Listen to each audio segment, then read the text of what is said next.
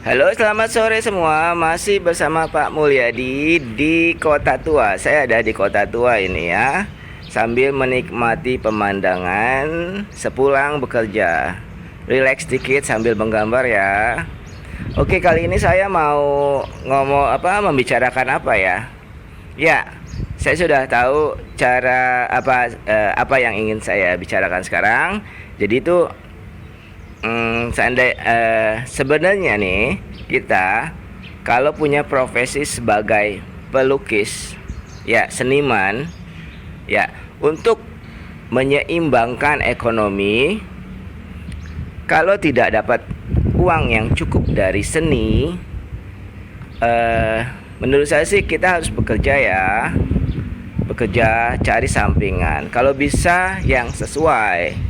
Misalnya ya masih sesuai jualan lukisan atau nanti saya akan bicarakan selanjutnya, oke?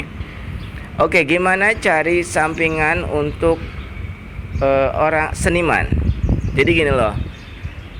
Kalau kita sebenarnya harus mencari yang sesuai dengan bidang kita dulu ya, kayak yang sesuai dengan gambar, oke? Contohnya apa? Contohnya satu, menjual lukisan. Oke, sampingannya mungkin memberikan les atau menjadi guru gambar, ya. Itu sampingannya. Atau membuat YouTube channel. Oke, tentang menggambar dari skill yang kita bisa. Entah itu channel bercerita atau tutorial dan lain-lain. Oke, jadi saya akan kasih tipsnya untuk mencari sampingan dari mengajar ya. Oke.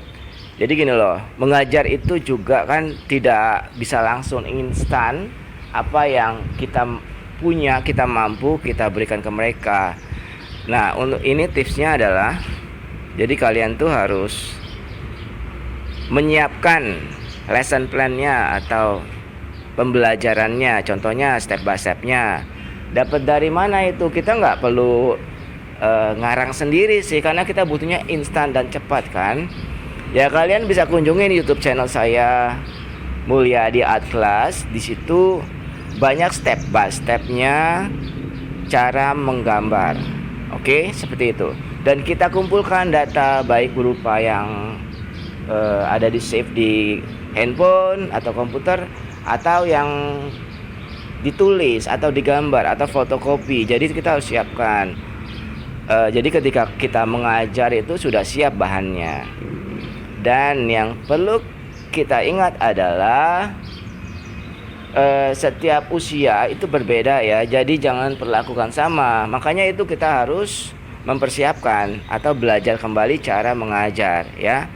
Jadi kita tidak bisa mengajar anak-anak dengan teori orang dewasa atau mengajar dewasa dengan teori anak-anak, kecuali kalau orang dewasa itu emang nggak bisa, sama sekali nggak bisa gambar seperti itu. Nah, kita udah siapkan lesson plan-nya ya. Pokoknya dari level foundation sampai yang atas kita siapkan. Yang kedua, baru kita promosi. Kalau udah kita siap gambar, baik itu di sosial media atau di WhatsApp, ada melalui teman dan lain-lain itu ya. Jadi itu tipsnya untuk seniman yang ingin cari uang tambahan. Nah, selanjutnya bikin YouTube channel itu juga kan nggak instan, jadi harus dipersiapkan dan itu perlu waktu untuk promosinya juga ya. Jadi kalau YouTube channel ini just for fun, sambil menyelam minum air gitu ya, just fun, oke? Selanjutnya kalau kita tidak bisa di situ juga emang belum dapat, ya kita baru cari kerjaan yang lain. Nah di sini setelah bekerja dengan bidang yang lain, ya jangan lupa juga ketika kita selesai kita harus fokus ke seni. Jangan lupa semangat terus menggambar atau membuat karya walaupun tidak ada yang beli. Jadi sekedar fun aja, post di Instagram atau disimpan sebagai file, itu akan jadi sangat memorable ya, suatu saat akan sangat berguna. Ya contohnya gini sih sebenarnya ya. Sebenarnya seniman itu punya aset ya. Contoh ya, kalau kita melukis dalam waktu 15 menit saja, oke, itu sudah ada file yang nanti suatu saat akan dijual, dan ketika ada jodohnya itu akan lumayan gitu loh. Contohnya yang 15 menit kita buat tadi dijual dengan harga 200.000 contohnya. Itu kan lumayan banget loh, hasil kerja kita 15 menit berhasil dijual 15.000. Seperti yang saya buat ini hanya 7 menit, nanti akan saya sale berapa gitu ya. Dan itu menjadikan waktu kita lebih berguna, dan kita punya file, punya aset kayak gitu. Jadi tetaplah menggambar. Dan selanjutnya di luar itu ya, kita harus tetap aktif belajar. Oh ya, di sini saya perlu menambahkan juga untuk bekal seniman itu juga perlu bekal motivasi. Jadi motivasi itu adalah hal-hal yang positif yang harus kita lakukan agar kita maju. Dan dapatnya dari mana? Tentu ada dari buku, dari teman, dari motivator, sosial media.